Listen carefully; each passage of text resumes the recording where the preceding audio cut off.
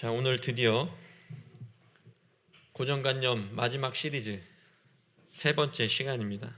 자, 그동안 우리가 두 주에 걸쳐서 베드로의 환상과 고넬료의 환상, 또 그 둘이 만나는 그 과정을 통해서 베드로의 고정관념이 깨어지고 또 우리의 그 고정관념도 깨어져야 된다는 것을 들었잖아요, 그죠? 지난주에도 우리가 이 하나씩 깨어지는 고정관념이라는 제목을 가지고 우리가 사람에 대한 편견을 깨야 된다, 그런 고정관념을 깨야 된다라는 말씀을 전했습니다. 오늘도 이 마지막 시간, 이제 우리 각 개인의 사람에 대한 고정관념도 있을 테고 또 우리 공동체 안에 모두가 가지고 있는, 공통적으로 가지고 있는 그런 고정관념과 편견도 있을 겁니다. 그것들을 어떻게 우리가 깨어 나가야 되는지를 말씀을 통해서 한번 나눠보도록 하겠습니다. 자, 사도행전의 말씀을 우리가 쭉 봤잖아요, 보고 있잖아요, 그죠? 여기서 유대인들, 특히 예수님의 제자였던 베드로조차도 시대적인 이 한계, 이방인들과는 상종하지 말아야 된다라고 하는 그 전통과 율법 때문에 그 한계를 넘지 못하고 자신들이 가진 이 선민 사상의 고정관념으로 인해서 이방인들을 차별하고 상종하지 않았던 그 모습들이 하나씩 깨어지는 모습을 보여주고 있습니다. 그렇죠? 먼저는 누가 깨어졌어요? 그 모습이 베드로잖아요. 그렇죠? 바울은 이제 이방인의 사도로서 이방인들에게 집중적으로 중심으로 나아갔고, 베드로는 아직 편견이 깨어지고 고정관념이 깨어지긴 했지만 아직 베드로는 그런 전통적인 가치관, 고정관념에 묶여서 좀 껄끄러워합니다. 여기서 베드로의 고정관념이 깨어졌지만 그가 나중에 또 어떻게 됐어요? 그렇죠. 이방인들과 함께 먹고 있을 때, 식사를 하고 있을 때 할례 받은 유대인들이 오니까 베드로가 어떻게 했다라고 했어요? 슬쩍 그 자리를 피했잖아요. 왜? 그 할례자들이, 율법주의자들이 자기를 비난할까 봐. 그러니까 여전히 베드로는 그의 고정관념과 편견이 깨어졌다고는 하지만, 그가 그것을 받아들였다고, 이방인들도 그가 마음으로 받아들였지만 그 사회적인 분위기, 그 공동체의 분위기만큼은 아직은 완전히 깨지 못하는 모습을 볼 수가 있습니다. 그만큼 우리를 사로잡고 있는 고정관념과 편견이 얼마나 끈덕진지, 정말 얼마나 우리를 괴롭게 하는지 알 수 있는 부분이죠. 조원이 졸려? 근데 왜 자꾸 눈을 이렇게, 그거 하지 마요. 위험해 보여서 그래 지금. 좀 위험해 보여서 눈이 자꾸 이렇게 모여가지고 가운데로, 그거 하면 안 돼, 큰일 나요.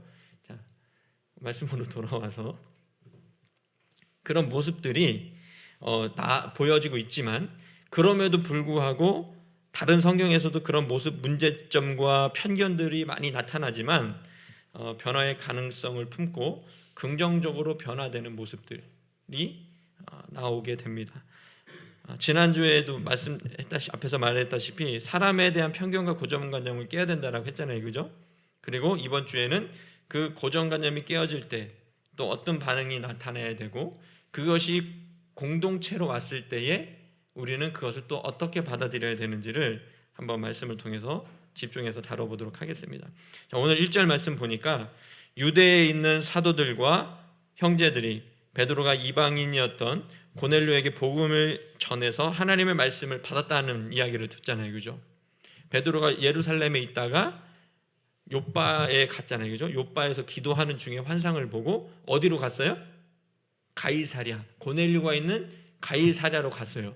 자, 그 모든 과정 속에서 예루살렘에 있었던 유대인들도 이제 베드로가 했던 그 이야기, 복음이 이방인들에게도 전파됐다. 특별히 로마의 군인이었던, 백부장이었던 고넬료라고 하는 사람에게까지 복음이 전파되었고, 베드로가 그 사람들과 함께 먹고 마신 일이 그들의 귀에도 들어갑니다. 자, 이 이야기를 들었을 때 그들도 하나님의 말씀, 베드로를 통해서 이방인이었던 고넬료도 하나님의 말씀을 받았다라는 이야기를 들은 유대인들은 베드로가 예루살렘으로 돌아왔을 때 어떻게 했을까요? 어떤 반응을 보여줬을까요? 유대인들이 막 베드로를 열렬히 환영하면서 베드로 사도여, 형제여, 형제가 이방인에게도 복음을 증거했으니 이는 하나님께 영광이고 우리에게도 기쁨입니다. 이렇게 베드로를 막 맞이했을까요? 저랬어요? 목사님이 이렇게 그럴듯하게 얘기하면 그렇게 얘기할 줄 알았어요. 오늘 말씀을 잘 봤으면 이렇게 그렇게 대답 안 했을 텐데. 유대인들이 어떻게 반응해요? 베드로가 돌아오니까 어떻게 반응했어요? 2절 보세요. 비난하죠. 자, 우리 상식으로는 어때요? 베드로가 그렇게 이방인의 집에 가서 복음을 전해서 그들도 구원을 받았어요. 그러면 우리는 그 사람을 향해서 칭찬하고 하나님께 영광을 올려드릴 거잖아요, 그죠? 그런데 이 사람들은 어떻게 했다고요? 칭찬은커녕 비난했어요. 왜 이렇게 복음이 증거되고 그 구원받은 가정이 있는데도 불구하고 왜 비난했어요? 그 이유가 뭐예요? 그렇죠. 유대인으로서 무할례자예요. 할례가 뭐예요? 유대인의 표시를 하는 게 바로 할례잖아요, 그렇죠? 그 할례에 할례 받지 않은 이방인의 집에서 네가 함께 먹었다는 겁니다. 뭐예요? 그거는 자기네들의 율법이 신앙 전통이 금지하는 거잖아요. 이방인들과는 상종하지 않고 이방인들과는 식탁을 같이 할 수 없는, 왜냐하면 그들은 더러운 족속이고 우리가 상종하지 못할 심판받아 마땅한 더러운 이방인이었기 때문에 여전히 그들은 자신들의 그 선민사상의 가치관에 쌓여서 하나님의 말씀이, 그들이 예수님을 안 믿었던 게 아니에요. 그들도 그리스도인이었고 예수님을 믿는 교회 안에 있는 사람들이었어요. 그럼에도 불구하고 자신들이 구원받은 그 기쁨과 감격을 이방인들에게 전했다니까 너는 왜 그 이방인들에게 가서 그렇게 먹고 마시면서 복음을 증거했냐라고 비난하는 거잖아요. 이렇게 편견과 고정관념이 무섭다는 거죠. 지금 우리의 시각으로 보면 참으로 이 사람들이 어떤 거예요? 이 사람들의 생각이 정말 하찮은 것이고 엉뚱한 것이고 정말 이들의 쓸데없는 생각과 논쟁인 것 같지만 사실 이때 당시로서의 이 사건은 그들의 정체성이 흔들릴 정도로 큰 사건이었어요. 왜? 그동안 평생 자기가 알아왔던 옳다라고 믿었던 그 진리가 어떻게 된 거예요? 흔들리지는 거잖아요. 어떻게 이방인하고 먹을 수 있지? 이거예요. 그러니까 우리에게도 그런 고정관념이 있을 수 있어요. 어떻게 이럴 수 있어? 근데 그게 꺾어지고 깨지면 우리는 어떤 반응이, 우리 속에서 어떤 반응이 일어난다고 그랬어요? 처음부터 와 좋다 받아들인다고 했어요? 거부 반응이 일어날 수 있어요. 이게 뭐지? 혼란스럽고 때로는 아프고 자존심 상할 수 있어요. 그렇지만 어떻게 된다라고 했어요? 아프고 힘들고 자존심 상하더라도 혼란스럽더라도 우리의 고정관념을 깨트려야 된다라고 했잖아요. 그러지 않으면 우리는 늘 그 우물안 개구리처럼 개골개골거리면서 거기가 온 세상인 것처럼 그것밖에 모르면서 나는 다 알아 잘난 척하고, 얼마나 겉에서 바깥에 있는 사람들이 제3자가 객관적으로 볼 때에 그 사람이 어떻게 보이겠어요? 그 사람이 어떻게 보이겠어요? 우물 안에 갇혀서 고정관념으로 개골개골 나는 잘났어, 나는 내가 최고야, 찌질해 보이죠. 그렇지 않기 위해서 우리는 더 하나님의 깊은 은혜를 들어가고 우리가 우리의 그런 우물 안에 갇히지 않기 위해서 우리는 힘들고 고통스럽더라도 고정관념을 깨트려야 돼요. 왜? 이 초대교회에 비난했던 이 사람들을 바라볼 때, 우리가 이 사람들을 바라볼 때 이 사람들이 어떻게 보여요? 한심해 보이잖아요. 아니 어떻게 하나님 믿는, 예수님 믿는 구원받은 지들은 구원받아 놓고 이방인 구원한 그 일 가지고 비난할 수 있을까? 우리는 현대인의 시각으로 그 고대인들을 볼 때, 초대교회의 그 고대인들을 바라볼 때에 참 우스워 보이죠. 참 왜 저렇게 쓸데없는 논쟁을 할까? 쓰잘데기 없는 저런 비난을 할까? 저 사람들은 도대체 뇌 구조가 어떻게 됐길래 저 모양일까? 이렇게 생각할 수 있잖아요, 그죠? 그런데 여러분, 제가 여러분에게 얘기했죠. 지금 우리 현대인들의 시각으로 고대인들과 중세인들을 함부로 판단해서 될까요, 안 될까요? 그들을 비난하고자 그 사람들 멍청한 사람들이야 이렇게 얘기하려고 목사님이 이렇게 강조하는 걸까요? 아니에요. 사람은 누구나 자신의 그 시대적 한계에 갇힐 수밖에 없다는 것을 이야기하고 싶은 겁니다. 고대에는, 초대교회에는 이런 시대적 한계 상황에 따라서 그들이 이런 고정관념을 가질 수밖에 없었다면, 그러면 우리는, 이 현대를 살아가는 우리는 이런 고정관념 없이 우리는 완전할까요? 우리도 세상 사람들이 바라볼 때 교회 안에 있는 교인들, 성도들은 또 자신들이 가지고 있는 그 고정관념으로 그 우물 안에, 교회라고 하는 우물 안에 갇혀서 개골개골 거리고 있는 것처럼 보인다는 겁니다. 그것이 이 시대에 우리의 가지고 있는 그 편견이 무엇이고 고정관념이 무엇인지, 우리가 초대교회에서도 이런 고정관념을 깨트렸듯이 우리가 이 시대에 살아가는, 이 교회 생활을 하는, 신앙생활을 하는 우리가 어떤 고정관념들을 깨트려야 되는지를 우리가 성찰하고 바라봐야 되는 거잖아요. 자, 역사를 통해, 말씀을 통해서 우리는 과거에 있는 그 사람들이 왜 이렇게 멍청했는지를 비웃고 비난할 것이 아니라 그 모습을 통해서 누구를 바라봐야 돼요? 나를 바라보고, 우리를 바라보고, 우리 공동체를 바라보고, 그러면 우리가 가진 이 시대적 한계와 편견이 무엇인지를 인지하는 것이 중요합니다. 그럼 고대에는, 초대교회에는 이런 시대적 한계가 있었고 이런 고정관념이 있었지. 그러면 이 시대를 살아가는 우리의 교회 공동체 안에는 어떤 편견이 있을까? 그것을 인지해야 되잖아요. 그죠? 그것을 바라봐야 되잖아요. 그게 성숙한 사람의 자세잖아요. 그러면 우리가 보았듯이 이 시대에 예민한 사안들, 문제를 들추는 것은 좀 위험할 수 있어요. 그렇지만 우리 교회는 개척교회이고 처음부터 이것을, 목사님이 좀 예민한 문제를, 지난번에는 동성애에 대해서 이야기했잖아요. 그죠? 예민한 문제를, 이 시대의 예민한 문제를 다루는 게 위험합니다. 왜냐하면 해석이 각각 갈릴 수가 있어요. 그 옛날에 고대에 있었던 것이고 예전의 일은 역사적으로 이미 역사적인 해석이 끝났고, 또 역사적으로 어느 정도 말씀으로 우리가 그것이 변화됐고, 지금 이 시대에는 그것을 바르게 해석할 수 있는 눈이 있어요. 완전하진 않지만. 그런데 이 시대에 지금 우리에게 벌어지고 있는 이 상황들, 이것은 지금도 너무나도 팽팽하게 의견이 대립하고 이 시대에 정말 살아서 움직이는 그런 좀 논쟁거리가 있어요. 이것을 강단에서 다루기는 사실 조금 껄끄럽습니다. 하지만 위험하기도 하죠. 목사님이 왜 이렇게 개척교회부터 이 부분들을 다룬다고 했을까요? 물론 목사님의 개인적인 의견이 들어갈 수도 있습니다. 하지만 최대한 말씀을 근거로 해서 그것들을 해석한 이야기들을 해줄 테니까 여러분들이 잘 듣고 잘 소화했으면 좋겠어요. 자, 각자가 교회에서 부딪히는 부분들이 있을 겁니다. 교회에 있는 고정관념, 우리는 공동체, 여기도 보면 예루살렘 교회의 공동체의 고정관념으로 비난했잖아요, 베드로를. 그죠? 그러면 이 시대 우리 안에 있는 그 교회에 부딪히는 그 고정관념들이 있을 겁니다. 사람마다 우선순위가 다 다를 수 있지만 여러분, 가장 대표적인 것 중에 하나가 뭐냐면 교회의 직분, 그 직분의 계급화입니다. 어떻게 보면 성도들은 목회자를 어떻게 바라볼까요? 그렇죠?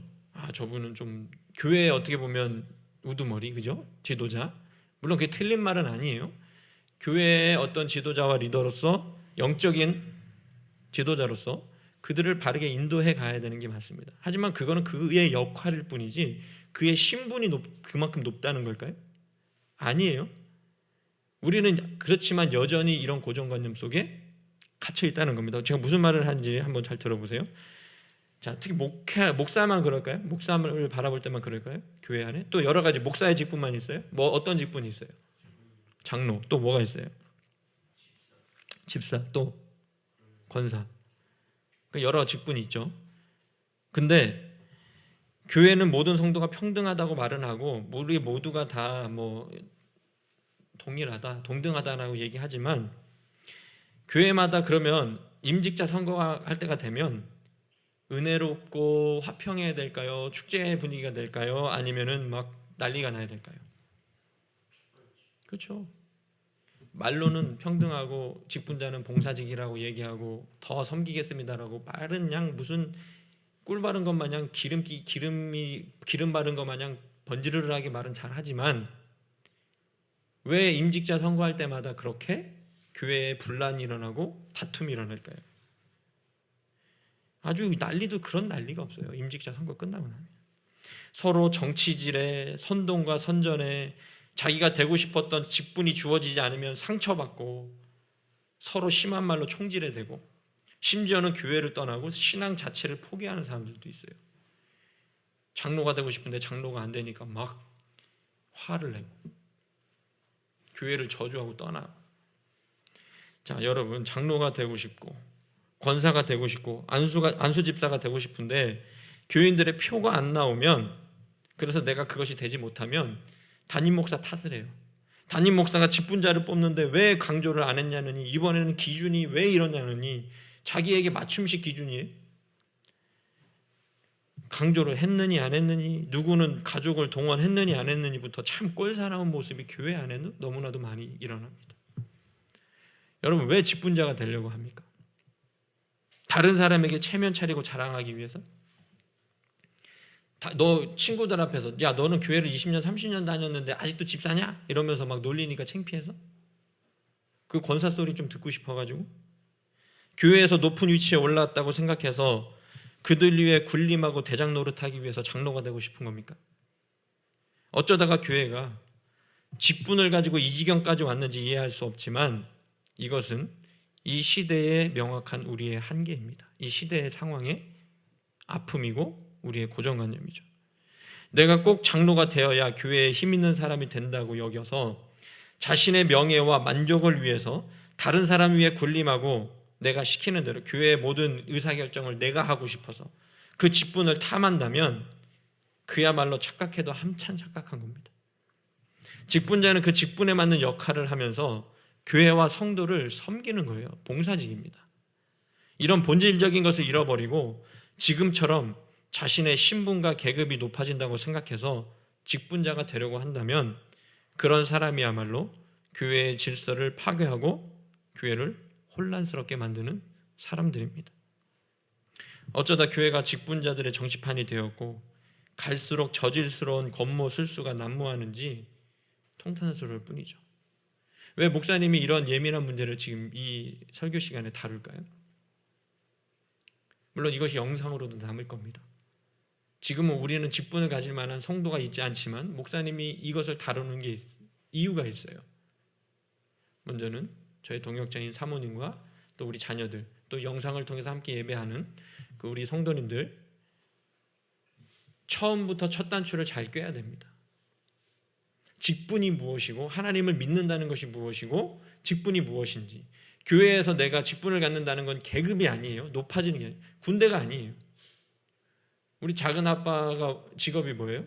군인이잖아요. 군인은 높아지는 게 목적이 될 수 있어요. 계급이 올라가야지. 그런데 교회는 그런 군인대의 논리, 세상의 논리처럼 내가 높아지면 군림해야 되는 걸까요? 아니에요. 목사니까 더 섬기고 바닥에 떨어진 쓰레기도 줍고 화장실도 청소해야 되고, 성도님들이 만약에 치우지 못하는 구석구석 손길이 닿지 않은 가장 더럽고 힘든 그 일들을 누가 해야 되는 거예요?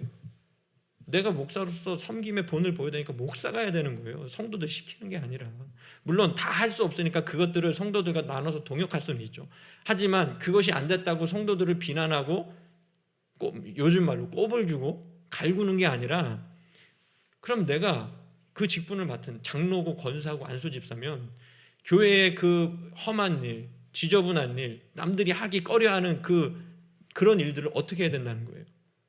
나는 장로니까 아유, 나는 거룩하게 정장 차려입고 번지르르하게 옷 입고 있으니까 헤매면서 어이, 누구 집사 그거 좀 더러우니까 치워, 이렇게 하는 게 장로예요? 자기가 치우는 거예요. 자기가. 그게 바로 교회의 직분입니다. 물론 군대는 높은 사람이 아랫사람한테 상명하복이잖아요. 교회도 상명하복이에요?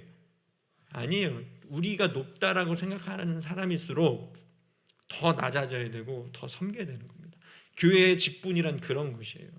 그런데 장로가 됐다고 힘주고 성도들 불러다가 갈구고, 교회가 더 이상 이런 시대적인 한계를 극복하지 못하고 이런 모습으로 간다면 이제는 교회가 세상을 걱정하는 게 아니라 세상이 교회를 걱정하는 시대가 되었습니다. 우리의 이 고정관념 깨트려야 돼요. 어떻게 장로님한테 그래? 장로를 상석에 앉히고 너는 집사니까 저 말석에 가서 앉고. 더 좋은 자리가 있으면 연약한 사람들, 어린아이들, 좀 교회에 처음 와서 적응하지 못하고 있는 새 가족들, 이런 사람들한테 좋은 것을 더 대접하는 겁니다. 왜 더 대접받으려고요? 장로, 권사, 안수 집사까지 대놓고. 그 사람들은 대접받으라고 그 자리에 놓은 게 아니에요. 대접을 하라고 그 자리에 놓은 거지.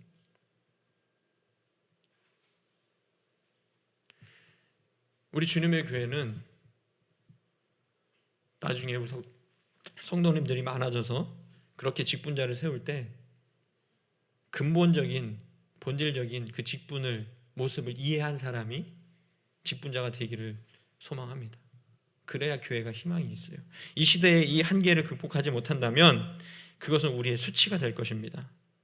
물론 많은 사람들이 많이 모이는 곳이기 때문에 교회는 여러 다툼과 분쟁이 있을 수 있고 정치가 필요합니다. 하지만 이런 아픔들을 진지하게 다루는 것이 불편하다고 외면하면 그 상처는 골마서 썩어버릴 것이고 더 이상 회복하기 힘든 지경에까지 이를 겁니다. 그러기에 이런 부분들, 예민한 부분들도 분명히 목회자들은, 목사는 성도들 듣기 싫어한다고, 성도들이 껄끄러워한다고 감추고 안 할 것이 아니라 말씀을 통해서 이런 고정관념을 깨야 된다는 것을 강단에서 아프더라도, 누군가는 상처받을 수 있을지 몰라도 왜 제 말에 해당하는 사람들은 상처를 받겠죠. 목사가 어떻게 강단에서 나를 치는 설교를 해. 저는 누구 개인을 치는 설교가 아니에요.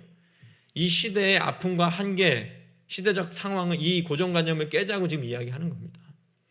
그렇지만 이렇게까지 설명을 해도 사람은 어떻게 한다 그랬어요? 자기 듣고 싶은 것만 듣고 믿고 싶은 대로만 믿어요.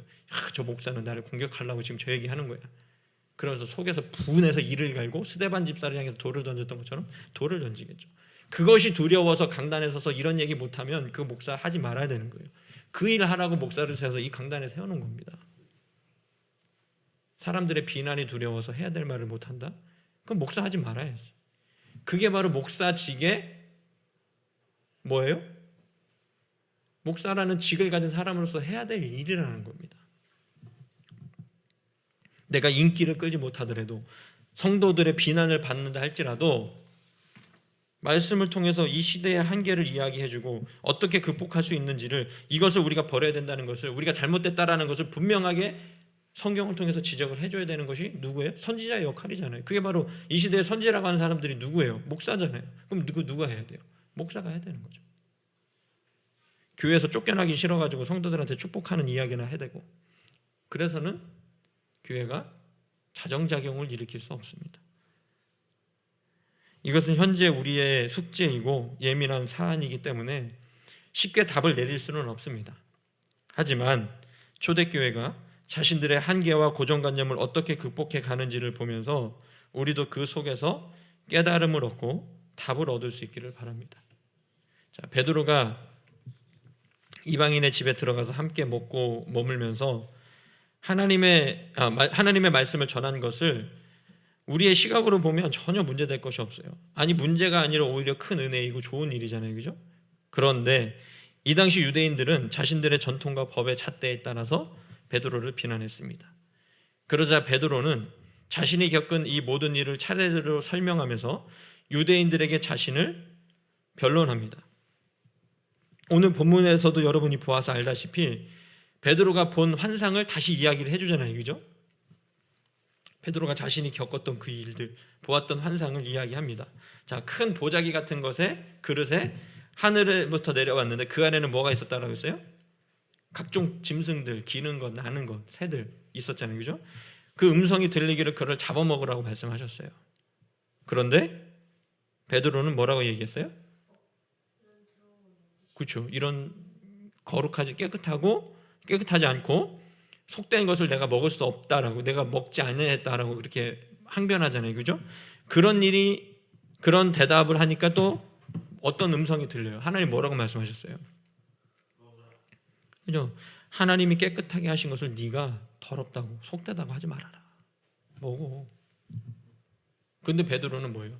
자기가 가지고 있는 그 전통과 고정관념에 갇혀서 누구의 말씀을 거부했다는 거예요? 하나님 말씀을 거부해. 이게 정말 웃기는 거죠.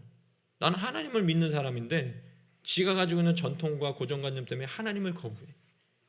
우리도 그렇게 될 수 있다라는 거예요. 이것이 바로 목사님이 앞에서 힘주어서 강조했던 직분을 제대로 받아들이지 못하고 지금 이 시대 가운데 가지고 있는 그 직분자들의 행태, 그 선거의 모습, 이 고정관념의 틀, 이 시대의 한계를 깨지 못하면 우리도 이런 모습, 하나님을 거부하는 모습처럼 될 수밖에 없다라는 겁니다. 자, 그러면서 고넬료의 집에 들어가서 내가 하나님의 말씀을 전했고 성령이 그들에게 임하여서 내가 세례를 주었다. 예수님께서 하신 말씀이 생각났다. 너희는 물로 세례를 받지만 몇 날이 되지 못해서 성령으로 세례를 받을 것이라는 그 말씀이 생각났다. 그러면서 베드로는 마지막으로 자기를 변론하면서 자기를 비난하는 그 동족들을 향해, 같은 기독교인들을 향해서 이렇게 말을 합니다. 17절 18절 중요하니까 한번 보세요. 제가 목사님 읽어줄게요. 그런즉 하나님이 우리가 주 예수 그리스도를 믿을 때에 주신 것과 같은 선물을 그들에게도 주셨으니 내가 누구이기에 하나님을 능히 맡겠느냐. 베드로는 깨달았잖아요. 자기가 하나님의 뜻을 거부하고 거역하고 있다는 걸 깨달았잖아요. 자기의 편견 때문에, 고정관념 때문에 하나님을 거부했다는 것을 깨닫고 이렇게 고백하잖아요. 내가 누구이기에 하나님을 맡겠느냐, 이렇게 얘기하잖아요. 그러니까 베드로를 일제히 비난하던 그 유대인들은 이 말씀을 듣고 잠잠하여 비난을 멈추고 드디어 이제 이 사람들도 자신들의 고정관념과 편견을 깨고 하나님께 영광을 올려드리면서 이렇게 얘기합니다. 18절의 말씀 보세요. 뭐라고 말씀하세요? 그들이 이 말을 듣고 잠잠하여 하나님께 영광을 돌려 이르되 그러면 하나님께서 이방인에게도 생명 얻는 회개를 주셨도다 하니라. 아멘. 이제는 드디어 베드로 개인의 고정관념만 깨진 게 아니라 어디의 고정관념도 깨진 거예요? 교회 공동체, 초대교회 그 공동체의 고정관념도 깨진 거죠. 이방인들에게도 하나님의 말씀이 증거되는구나. 이것이 우리가 비난할 일이 아니라 뭐라는 거예요? 이것이 하나님의 은혜이구나. 그들도 자신들의 시대적 한계를 깨닫고 자신들의 전통과 고정관념이 잘못됐다는 것을 알고 드디어 하나님의 뜻을 옳게 분별하기 시작했습니다. 오늘 말씀은 해피엔딩이죠. 물론 베드로가 돌아왔을 때 그를 비난하는 자들 때문에 긴장이 고조되고 갈등이 생기는 듯 했지만 베드로의 설명을 듣고 그들은 열린 마음으로 자신들의 그 고정관념을 깨고 하나님께서 하신 그 일들을 받아들이기 시작한 것입니다. 자, 우리도 여기에서 힌트를 얻고 답을 얻어서 우리 시대의 한계를 극복할 수 있기를 바랍니다. 유대인의 법으로는 절대 이방인과 상종해서도 같이 식사를 해서도 안 됐지만 그들은 하나님의 말씀과 되어지는 그 일들을 보고 받아들이고 중요한 것은 그들이 어떻게 된 거예요? 변화되었다는 겁니다. 우리도 변해야 될 줄로 믿습니다. 늘 새로워져야 됩니다. 교회 공동체는 늘 하나님의 말씀으로 새로워져야 돼요. 직분자의 그것이 고정관념처럼 화석화돼서 그것이 전통으로 교회를 오히려 세워나가고 교회를 유익하게 하기 위해서 직분자를 세웠지만 그 직분자를 세우는 것과 그 직분자들 때문에 교회가 오히려 더 혼란스러워지고 엉망진창이 되어가고 있어요. 그러면 그것을 어떻게 해야 될까요? 바꿔야겠죠. 우리도 고집스럽게 우리의 것만 고집하고 우리의 신앙 전통과 우리의 신앙 정서에 얽매여서 더 귀중한 것을 잃어버리지 않기를 바랍니다. 특별히 교회 안에서 굳어진 전통들 다시금 이 시대의 정신과 하나님의 말씀인 성경을 근거로 다시 해석하고 바꾸는 시도를 해야 됩니다. 지난번에도 말씀드렸지만 성경의 본질은 바뀔까요? 안 바뀔까요? 바뀌지 않아요. 성경의 본질은 바뀌지 않습니다. 하지만 그 해석은 어떻게 될 수 있다는 거예요? 그 시대마다 달라질 수 있습니다. 본질적인 것도 아닌 비본질적인 것에 목숨 걸지 마십시오. 그리고 과감히 우리의 편견과 고정관념을 깨고 이 시대에 우리에게 진정 원하시는 하나님의 뜻이 무엇인지를 분별하여서 풍성하고 아름다운 삶을 살아가기를 주님의 이름으로 축복합니다. 기도하겠습니다.